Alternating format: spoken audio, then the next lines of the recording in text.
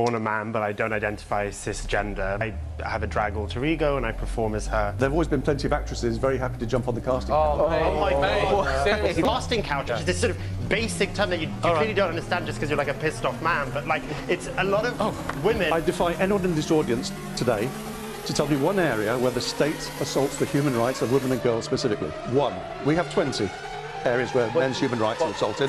This is it's my wife's experience, and don't you tell me about my experience. No, because I've listened to yours. Now you be quiet and listen to mine for a minute. The family court's designed to tear fathers out of their families. Welcome back to Rattlesnake TV, guys. In this video, we're going to be watching a debate with many moments of cringe with some of the worst social justice warriors and male feminists that can be found on the internet. This debate surrounds feminism, patriarchy, and men's rights. And there are some awful takes from the left, but the lads on the right are really spitting some facts in this one. So with that, let's get into it. Jordan, toxic masculinity, you believe it is a thing. What is it? Well, I'm aware that the phrase is a bit of a buzzword at the moment, but let's do it. In my experience, I think the reason why it can be prefixed with toxic is when the traits associated with an energy or agenda, in this case masculinity, end up or culminate in the harm of oneself and another. I think that's when something becomes toxic. You've talked about James Bond and the kind of role models that you grew up with. What's the problem with something like James Bond when it comes to translating a feeling of, quote, toxic masculinity? Well, I think what I came to realise from trying to unpack my own toxicity and my own understanding of myself, I just realised there's a big issue with men and responsibility, I think, and often in our growing up, things like processing emotions, that's a massive responsibility, an emotional responsibility that one has to have for themselves. And the reason I used role models like James Bond or rock stars we idolise and whatever else is, it seems historically there's a kind of opportunity to be emotionally irresponsible, as it were. When I look at James Bond factually, he's kind of like this womanizing, murderous. Yeah. He's a character. Of course, he's a character, but I mean, it's a character that you're looking to aspire to unconsciously as a child. So because that's something that you're seen as depicted as a hero. Yeah, I don't think there's any research that shows that children look to unconsciously adopt James Bond's image as a child. No. It doesn't. They don't have a choice. That's the whole point, though. Is that like if you're shown that as an idea, a statement, an ideal of what a man is considered to be, then I think that has an effect on how people view Martin, themselves. toxic masculinity, what does it mean to you? Is it a thing? It means to me what it means to most people, nothing.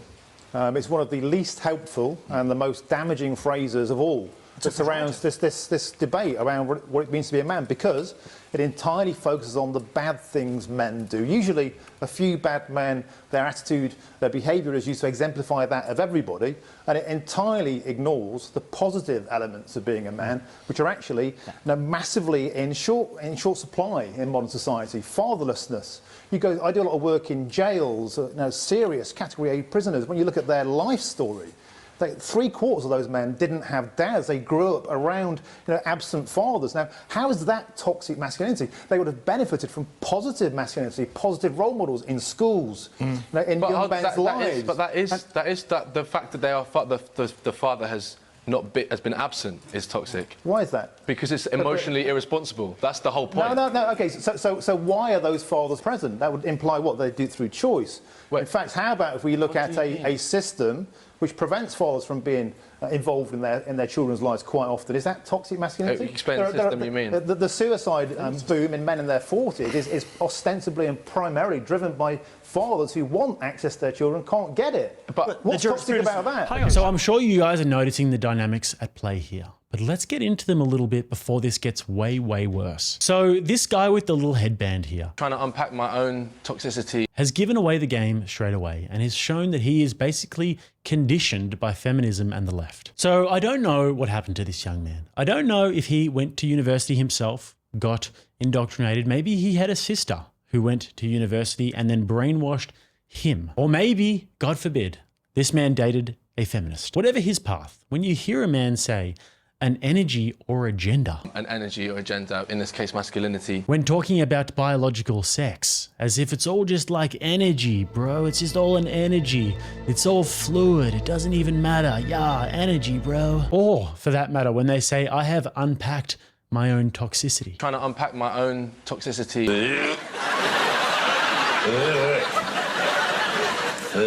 This is the rhetoric of somebody who has undergone a serious feminist brainwashing, and hence has led to a dramatic fall in testosterone. And another thing he said here, which is just so typical, is that James Bond is toxic.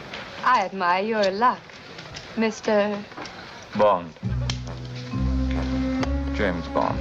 You always hear this from the guys who have been feminized. They start judging men's things. Competitive sports, they don't watch it anymore because it's toxic.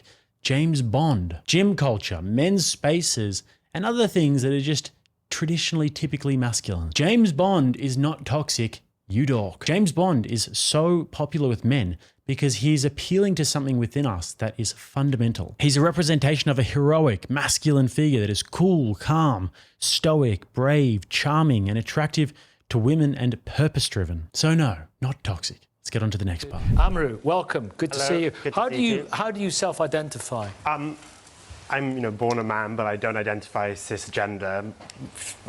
About half time of the week, I have a drag alter ego and I perform as her for a living. Essentially, what that means is, I use they pronouns because I don't 100% identify with my male body all the time and don't often feel comfortable being perceived as a man. I was brought up in the Middle East in quite conservative households, and the Middle East is quite homosocial, men only, women only, and there was very little space for me. Toxic masculinity in the Middle East. Toxic masculinity, I understand your reservation with that point, but I do think masculinity can be toxic, and I think there is a difference between the two. Yeah. Toxic masculinity, as in all masculinity is toxic, I understand your reservation. Yeah, I don't think it all is either. I think there's a huge tenderness to masculinity. I think it's, I don't The masculinity, and there's also like we a dark talk... side to femininity, which we don't course. discuss either. So, but that doesn't have as much of an effect. There's a all what? of society's bad is caused by men, and men are only capable of bad. That's what toxic I missed your first bit. What did you just say about femininity? It can also have a dark side. But a lot of that, the kind of negative associations that you think are associated with femininity are actually conducted by a system of patriarchy that is not a woman's fault. Actually, the things that we read as feminine, and we see... What do you mean by a system of patriarchy? For those well, that's another made-up thing. Well, hang it's on. a made-up thing to you because you can like toxic masculinity. You What can is it? say that. You can say that in a minute, it's a Martin. made-up thing. Likewise, Mike. Likewise, Eric. it's a likewise, generalization. anyone else. But I just want to explore exactly what you mean by what is the patriarchy. I do think it's quite funny that the people I often find getting annoyed at the words toxic masculinity, patriarchy are people who tend to kind of benefit from that structure. You're nodding your head, but you are one of those. They might be offended because it's a pejorative. It's a pejorative. It's a stereotype of a whole class of people. I'll tell you what. Let me you've got the freedom to decide your group identity. throw the tennis ball back over here. Okay, carry on. Quick reminder while I've got your attention to like the video if you have not already, guys. Helps me out massively. I really appreciate it. And also subscribe to the channel if you're getting value from the content. Plus, don't forget the reality-based store right below. You can scroll that catalog. Patriarchy is the systemic privileging of certain identities in society. Patriarchy, for me, is the exclusion or oppression of minority identities to the privilege of a few. It is literally how everything is conducted. I mean, you even watch the male gaze as well. The dark sides of the feminine, which occasionally manifest, are largely or very often directly to do with the patriarchy. Well, incels are quite interesting here. What we're talking about with Toronto, obviously we need more information on that. But I think it's Eric Wright, who is the one who killed 14 women. You know, his problem was a lot of women are whorish, I don't know, or kind of, they brought it to the... Unconscious misogyny. Yeah, and it was their fault for not having slept with him. There's a good dose of psychopathy. Okay, I'll tell you what, let's throw here. Eric, go on. Right, so the term toxic masculinity is a pejorative. It's a stereotype. Let's pick up the term patriarchy had roots in cultural anthropology. It refers to a system of governments, but it's been overly applied to the situation today. So there is no legal exclusion from women from the right to participate in any social matters, in any governmental matters, in today's modern society. Now, that doesn't say that women don't have some issues. I'm not saying that at all. But to say patriarchy is an overgeneralization, it becomes this grand narrative to try to explain things when actually it's sort of a meaningless, difficult to define. Feminists don't have a clear understanding what it is. It's very difficult to pin down what it is. Well, I understand. Like you can be like you can get to the semantics and define words but it's like you've just skipped over the most important part of what you said, which is there are some problems. That's all people are talking about. You don't have to get into the definition of the word. Patriarchy. There are some problems, and some of those problems are also caused by women, because women are also, if patriarchy exists in the way that you use it, women are also complicit in patriarchy. Which would have... There quite clearly is no patriarchy extant in Western society at the moment. It's an absolute nonsense. The word patriarchy means a system of government or rule in which fathers or father figures preside. If you look at Europe now, you have Angela Merkel, you have Theresa May, you have Nicola Sturgeon. I mean, Hillary Clinton that close, you might say that there was a misogynist recoil from that. Not their parliaments, though. Their parliaments have a very different complexion, don't they? Amber Rudd is the Home Secretary and Diane Abbott is the shadow. Women are in extremely senior positions, and to pretend that we still live in some kind of tribal father figure-led society is a nonsense. If you want to use a term that means something other than patriarchy, choose a word other than patriarchy, and then we will avoid... I mean, also, you're just looking at things really, really, like, on a micro level. Actually, when you broaden out, I mean, 15% less women earn 15% less overall in Europe. No, that's not comparing like for like. Martin, do you want to come in here? He's right there that we don't live in a patriarchal structure, and that's the problem. We live in a femme-centric social order, and we need to reinstill patriarchy. Moreover, anybody who starts a sentence or a statement by saying, I was born a man, but I don't identify as a man. In fact, I have a drag alter ego and I perform as her for a living, and I use they pronouns, instantly causes the barriers in my ears to just close, because I don't want to listen to anything that you've got to say. Anything that comes out of your mouth is just going to be a product of total woke brainwashing, and I'm not here for it. And of course, whenever anything is brought up about women, that maybe women also have the ability to be toxic. You know why? Patriarchy. Because women, of course, are perfect, and it is the big mean men who are responsible for all of the evils of the world. This, ladies and gentlemen, is a genuine brain parasite and ideological washing of the worst kind. On to the next. There is a kind of creeping Victorianism in our discussions about sex today. Sex is a good thing. Most people enjoy sex. Men and women all like sex. Simon's shaking his head. I'm not saying I think anyone. I'm not saying it's really a dangerous view, I think, of women to say, you know, we're almost in the shower of someone who was like, abused as a child. I'm sorry, but we're implying in this discussion that sex is something that women have done to them, which is a really backward idea, and you know, so I have a real problem with that. The other thing is that we're kind of shouting at each other, and we're in danger of descending into a kind of competitive victimhood. You know, you'll come up with stats about how many men have killed themselves. You're saying about how women are paid less, and really, what are you chasing after? You know, who wins in this kind of gender war? We just want equality. It's just equality. I mean.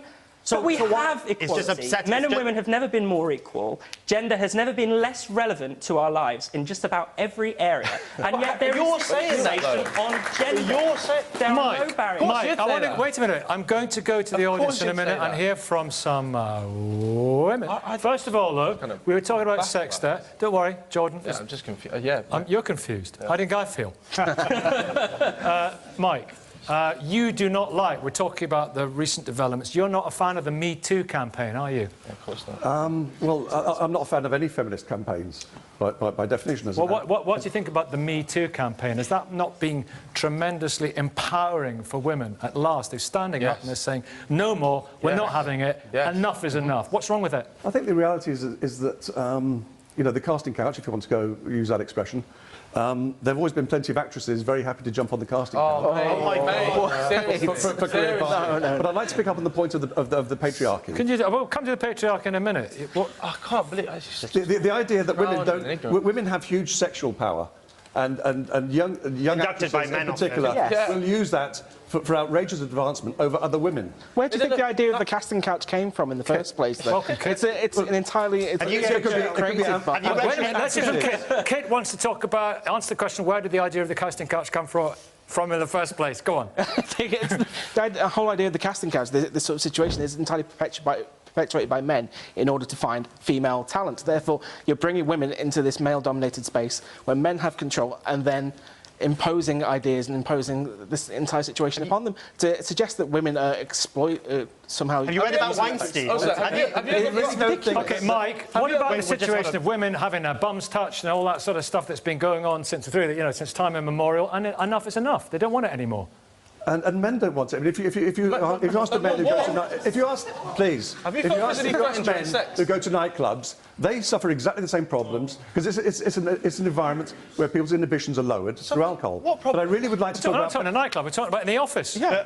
Have you heard in about the queue Weinstein? for the bus? Were you aware of how many women were violated by the patriarchal structure of Hollywood? 11% of directors in the 250 top films are women. There's only about 28% of all speaking. What I'm saying is, it's a dominated system by men, and women were violated because of that. The casting couch, which is this sort of basic term that you clearly don't understand just because you're like a pissed off man, but like it's a lot of women who are kind of violated. You talk about female competition. Don't you think that's also conducted by the men who objectify women? Mike.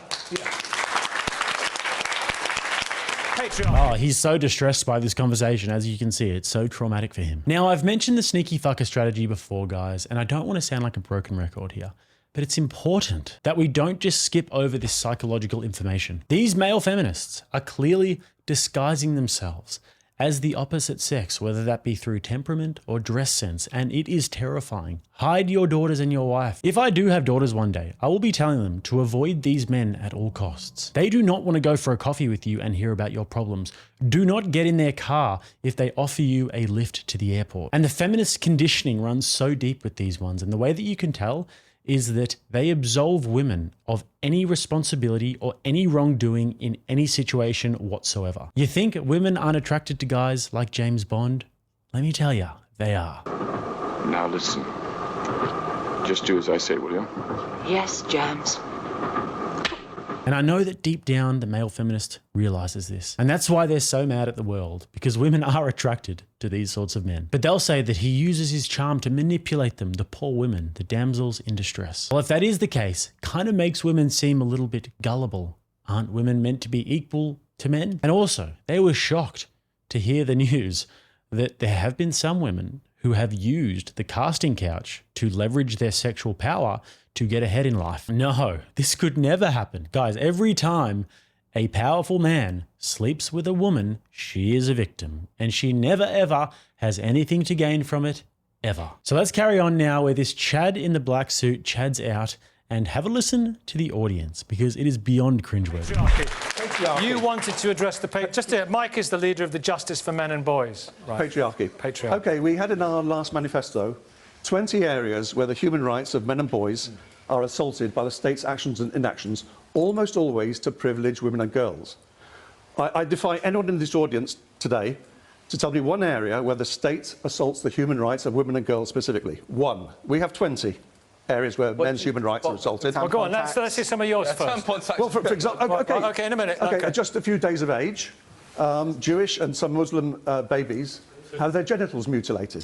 Jeez. That is a crime. So there's some girls, okay, genital mutilation. But that is a crime under the Offences Against the Person Act, 1861. Right. Another one? Education. For 30 years, girls have been advantaged over boys. And that explains why today 60%... In what sense have they been advantaged over... Well, the replacement of O-levels by GCSEs was done specifically to advance girls over boys. What a horrific injustice. And if you look at William Collins is a very important blogger. And if you look at his analysis... There's no such thing. Carry on. There is, he's the exception. And if you look at boys and girls were doing very similarly until 1987. That's when the change to GCSEs happened. And the gender education gap appeared that year, and it's been with us ever since. I think what you've done here, Mike, is you've swapped the conspiracy theory of the patriarchy with your own conspiracy theory about power. Can I ask you one thing? So the crowd is like a bunch of performing seals in this one, and it's about to get worse because they're going to actually give these people the microphone. But seriously, they clap when the wokies say absolutely anything. But then they're in a state of shock and disbelief when they point out the facts that men are being discriminated against in the education system, which means systemic oppression and actual gender discrimination. But I guess this is negatively affecting boys and it's positively affecting the benevolent sex, girls. So must be a good thing. Why would we ever question it? Now let's reluctantly dive into the audience questions. I asked the audience a question. There are 20 areas where the human rights of men and boys are assaulted. Can anyone here today tell me one? I will come to the audience in just a second. Get your thoughts on that. I just want to say one thing. You said to one of our producers that you said that I was a feminist. Yes. Right. What do you mean? Well, because the times I've appeared, I mean, I had to wait a considerable time before I was allowed to speak. You've not had more time than anyone else. But but you started off with a feminist, and you've given Am I a much feminist? more time. Yes. By what criteria? Well, because you're actually. Why is there a problem with being a feminist? What is your issue? Well, I'll tell you what the problem is. What's your feel then? I'll tell you what the problem is. Feminism has never been about gender equality. It's always been about privileging women. Can I say one thing? Privileging. Can I just say one thing? This is an abstract. When you talk about privileging women, you're privileging women in a system that's already deprivileging them. It's not giving them more privilege over men. It's just setting an equilibrium. So 20 areas. What about sexual assault? Men. The fact that more women are raped by men, it may not be a specific targeted policy by government, but it is a system of male oppression that has literally violated women's body. It may not be like you're just looking O-levels compared to that. It's so in a ridiculous. minute. Okay, let's hear from some women, whether they be feminists like me or anything else. Let's see if who wants to. A white shirt. Yes, what we'd like to say. I just really believe in equality, and I'm kind of sick of this. Can you name one thing what was the question, Mike? Can you name me one area where the state assaults the human rights of women and girls specifically? Because if you think about the workplace, like more men are doing far better in the workplaces than women. Like we still have this system where the pay gap is ridiculous. An explanation for that. Well, let's get the answers. We'll get an explanation in a minute. Yeah. Anyone else? In the back, black T-shirt at the back. Yeah. Yeah. Can I just say that it's like you're very lucky to be born a white cis male, and I think that it's people like you who don't understand the word feminism. The prefix fem is used to raise women's rights to men's, which are already very high, but men get discriminated against as well, and that's awful as well. But the point is, we're supposed to be bringing women up to reach the same level as men and get them equal. It's not to raise women above. Radical feminists are giving normal feminists like us a bad name. Is masculinity... You sound like you've got an opinion on this, on our question. Is masculinity in crisis? Well, it depends which way you look at it, because of course we have the one side, which is like the lad culture and like going into like football lads drinking too much and things like that, and then we have like obviously the male lads culture. Your former editor of Loaded, bring you in here, Martin Daubney, lads culture. Yeah, hang on. Martin Daubney. I was on a train today from London, and it was full of football lads being football lads and not doing anything bad to anybody else. They were drinking beer and having fun. What's wrong with... Why we pathologise normal male behaviour? Hang on. Why pathologise normal male behaviour, which people do, the vast majority of whom cause no damage or harm to anybody else? The vast majority. And we take, kind of the most toxic misogynist end and say, well, that's what they're all like. It's nonsense. There are millions and millions and millions of men who don't do anything wrong. Kit, there's no one saying that the entirety of football culture is toxic as a whole. Thanks. Well, excellent, you're very welcome. But what we're saying is we need to tackle the end of the problem, which is toxic, which does cause violence, which does cause a widespread problem with alcohol abuse. But what causes that violence? What, toxic masculinity or sexual abuse at home? Alcoholism, parental abuse, domestic violence. Exactly. Growing up in a terrible world. That's not toxic masculinity, it's reality. They're all predicated. It's a response, it's a trauma response to the way we handle But that trauma is not only caused by men. I work in category by the structural system which they put in place. Okay, everybody, wait. No, be quiet. Please be quiet, because I'm just exerting some control. So this is why it's really not a good idea sometimes to give the microphone to the audience members, because with shows like this, you really do get a few very room temperature IQs. But the pay gap. They say, but you're a cis man, which is a term that honestly makes me want to bash my head against a brick wall every time I hear it, because all it means is just a man, just a biological man. A man who isn't a freak, that identifies as a they or a donkey. But I mean, she says that he doesn't understand what feminism really means, because the prefix fem means to make women equal. What did she even just say? Pretty sure fem just relates to the feminine. And what do these people mean by equal? I'm sure they don't know what they mean by equal. And it's just been laid out. The facts have been laid out that actually men get legally discriminated against. So, I mean, do they want to be equal in terms of ability? Because that's never going to happen. Men will always be bigger, stronger, and they'll always provide more market value in the workforce because they are biologically wired to provide. And if the feminists want that sort of equality, they will just never get there. It is a losing game. So what they're doing with that is that they're just setting women up for perpetual failure rather than telling them to lean into their strengths. On to the next part, which is quite baffling. Nazir, as Chief Prosecutor, you dealt with the cases of the grooming gangs, men of Asian heritage in the grooming gangs, and you were one of the very outspoken people on that. Was that not a real case of toxic masculinity at its most toxic? Cultural supremacism, male supremacism, and what they thought and inferred was a religious supremacism. Is that the case? Well, I prosecuted Stuart Hall and Max Clifford. The reality is that... But you were involved with those cases? Well, absolutely right. And yes, it was male power, it was male control, it was men feeling they can get away with it. The fact that they work in packs, you know, they were loose networks thinking they can just simply do what they want to the young girls who were, in their view, available and vulnerable. In the trial, even, they were saying that these young girls have been trained for us to take advantage of them. So I totally disagree with what's being said about men somehow being discriminated against here. I've prosecuted or supervised the prosecution of 1 million cases during my career. I can assure you that most women offenders are offenders because they've been abused in the home. Yes. Most men, sadly, will support other men the number of character references that were coming through from men for other men who were offending because they want to back them up and support them. You made a very good point earlier on about Weinstein and Spacey. When Spacey was allegedly abused some men, we wrote him out of films. When Weinstein allegedly abused young girls, we said, why were they wearing what they were wearing? Why were they in the hotel room? Well, you know, What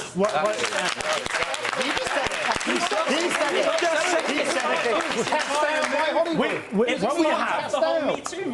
He wasn't cast off for about 13 years. But they they constantly accuse me, time and time again, of being a witch hunter. That I was all I was doing was bringing men to justice that needed to be brought to justice because women had previously not been believed, not been listened to. So it's simply about bringing equality to the landscape. I think those changes are really important. This is interesting, Nazir, bringing equality to the landscape, rebalancing. Is that what you're saying? Explain That's exactly what it is. And, you know, people have said, oh, no, you've gone too far. The reality is, until 5 years ago, if women went into a police station, they would be told with scepticism, nobody's going to believe you. Yeah. Nobody's going to believe you. Now, at least there's hope that they will be believed and the case will be built around them. And if it isn't strong enough, it won't go ahead. Simon, because of this, why is it that some men feel that the modern world is all of a sudden against them and they can't deal with this progress, as some would have it? Well, I think you've rather begged the question there, haven't you? I don't think that is why men feel that the whole world is against them. I doubt very many men at all feel that there's any problem with the Me Too campaign. I understand to some extent what the gentleman is saying at the end there, that it's become an opportunity for... It could develop into a witch hunt, potentially. Any kind of sudden movement or explosion of revelations of that kind could do, but I have to take issue with what Nazir said. I don't think anyone was trying to protect Weinstein. He's been virtually on the run to all intents and purposes, certainly by the standards of an international billionaire. I mean, he's had a life-wrecking experience, and quite rightly so. I think the reason that... Nobody said of the young men. Nobody said of the young men. That was Nazir's point. Nobody said of the young men that Kevin Spacey... The reason that men feel under threat and under pressure has nothing to do with these sexual revelations. And to be honest with you, I'm rather baffled by the course this programme has taken so far. I understood this to be about masculinity in crisis. A lot of pressures and a lot of changes in the world that men are facing at the moment, which have very little to do with rape revelations emerging out of Hollywood or James Bond.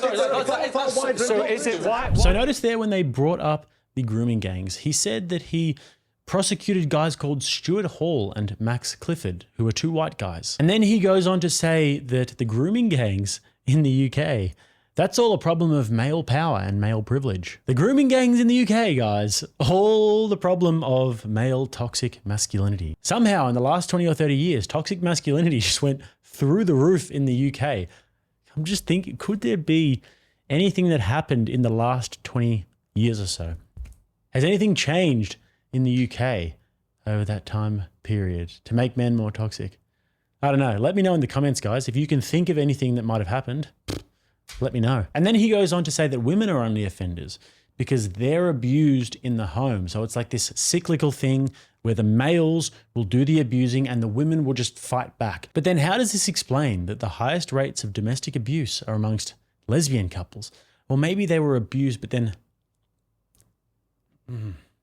bit hard to square that one. Anyways, we'll figure out a way to make them all victims. And lastly, he says that people questioned the women in the Weinstein case because maybe I'm getting old, guys. Maybe my memory needs a little bit of jogging, but from what I can remember, didn't the whole world fall to their knees and start sobbing for the women involved in that situation? Wasn't there a collective rage and outcry and a whole global movement that started where everyone was saying #MeToo on their Facebook accounts? The accusations against Weinstein propelling the Me Too movement and prompting the creation of Time's Up, women in Hollywood banding together to stand up to sexual misconduct.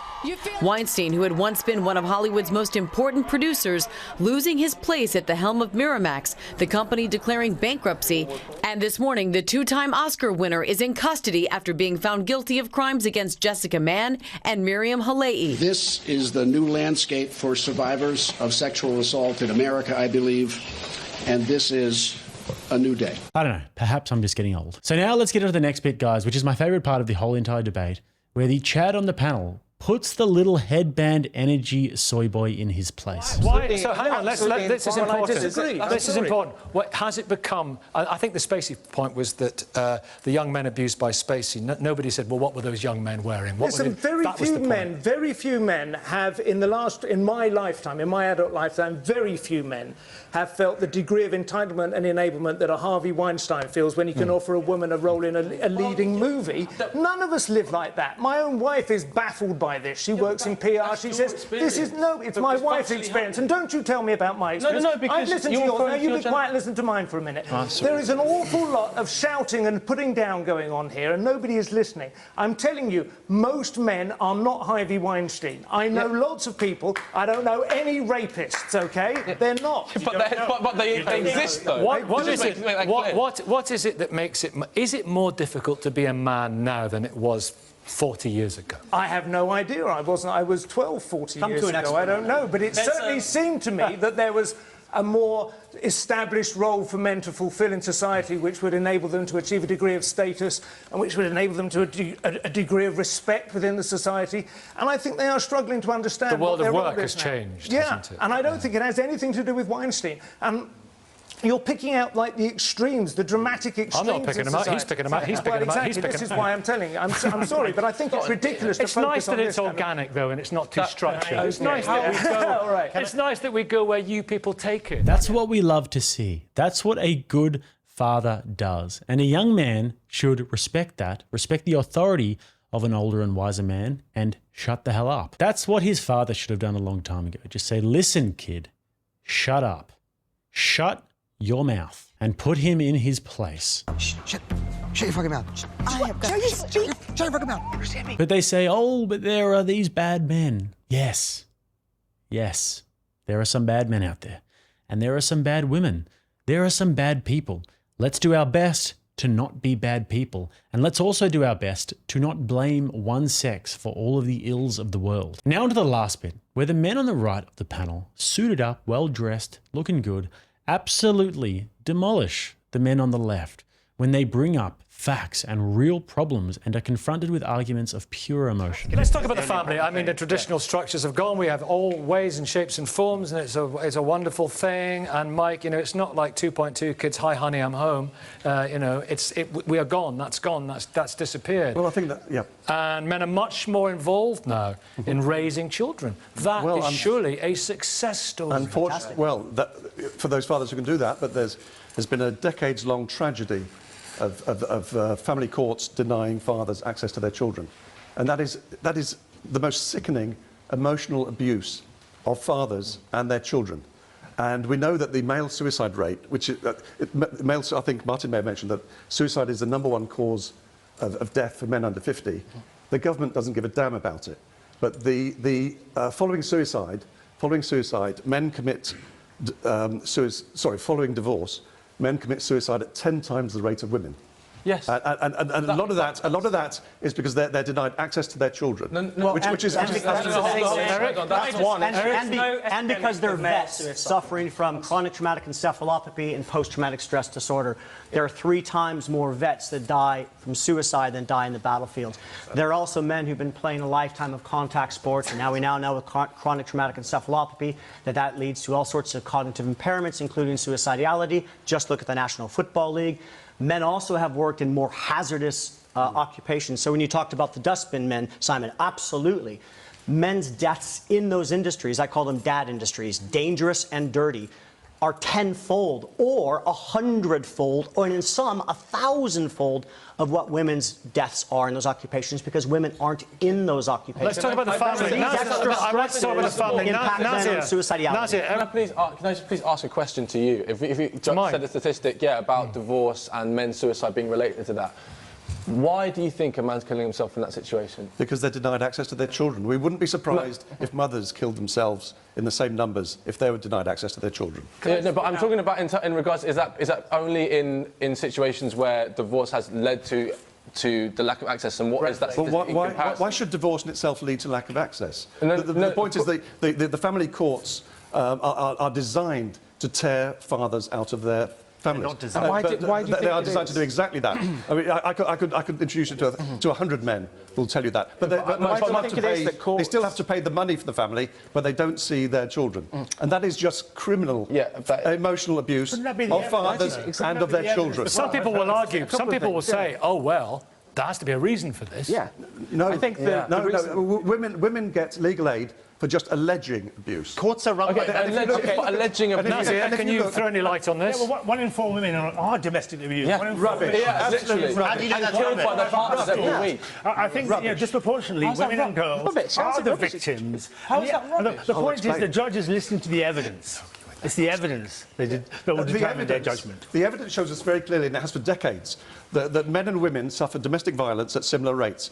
And where the violence is in one direction, the perpetrator is twice as likely to be a woman as a man. Are you saying the statistics show that men suffer domestic violence at the same rates as women? No. Yes, that is absolutely defining for loads of studies. The Centers for Disease Control, the American, it's not the FBI, but yes, that is a absolute But we're talking about domestic violence as well by other men. Domestic fathers. Which is why we changed it to domestic violence, to recognise that women also beat men. Let's move on to another issue as well. Weapons when they Let's, if I can, move on to another issue as well. Simon, falling sperm counts as well. What on earth is true. What did he say? What's happening? So you're asking me about that? Yes, Sorry, I am. You see? I mean, I don't we deflect with humour, don't we? Do you notice the way I crossed my legs there at the...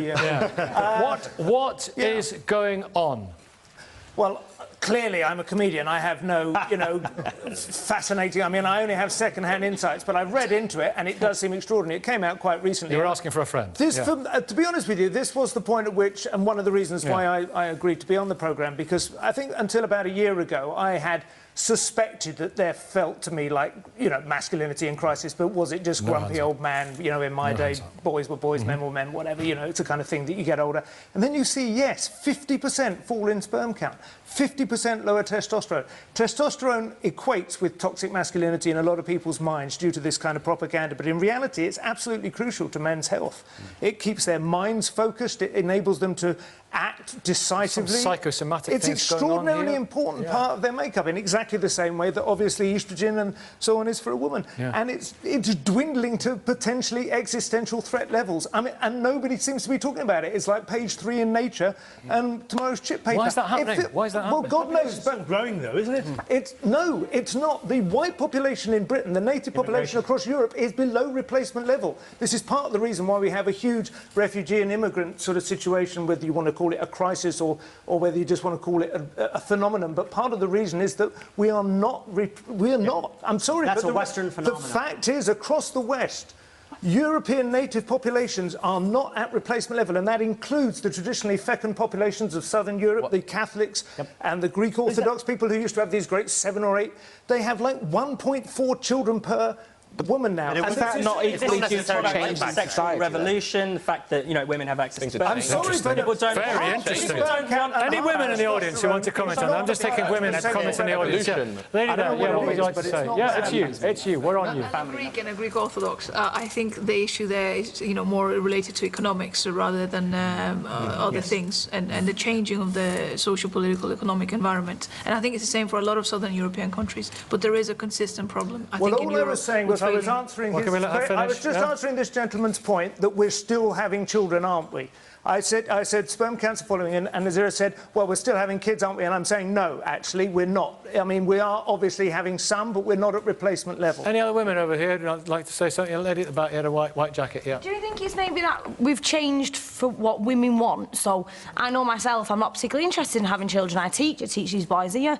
I absolutely love the children we teach in school, but I don't want my own. And that's because I'd quite like a career, and I'm not interested in having a family. And that's social, economical. Do you know what toxic masculinity is? Yeah. Do you ever see it in the kids? Yeah, a lot. So what is it when you see it? We have a massive, might have an impact project at the moment with white British boys, and the fact they aren't engaging in learning, and the gentleman said it over there before. And again, it is because of social economic reasons, and we're insolvent at the moment, and then there is a massive issue with that. But I can't even say it anymore. It's more about how we talk to children as well, and I know the young man said it at the start, it's how we say, don't be a girl.